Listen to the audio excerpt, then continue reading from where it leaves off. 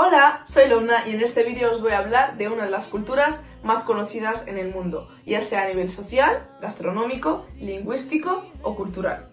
Estamos hablando de la India. Para empezar, para saludar aquí en España se dice hola, en cambio en la India se dice namaste. Aquí en España el movimiento gestual se utiliza para la negación, moviendo la cabeza de un lado a otro. En cambio en la India se usa para decir un sí o que estás de acuerdo con un cierto tema.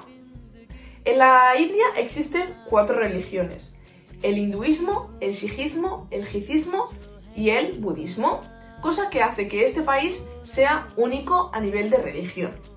En este mismo sentido, podemos indicar que la vaca está sagrada, no se puede ni tocar ni matar.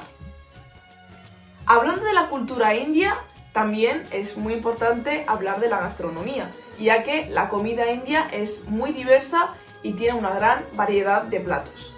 Casi todos los platos indios contienen arroz y legumbres. Podemos dar el ejemplo del arroz con curry, que es uno de los platos más típicos de la India.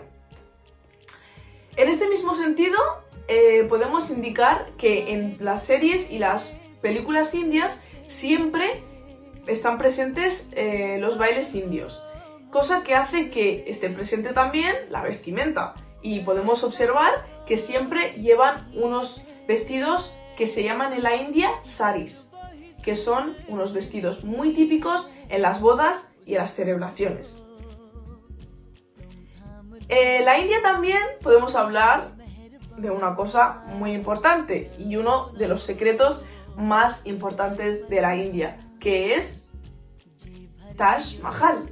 Taj Mahal es una de las 7 maravillas del mundo, que recibe cada año miles y millones de turistas y visitantes que solo vienen a este país para tomar fotos y para tener recuerdos con esta maravilla.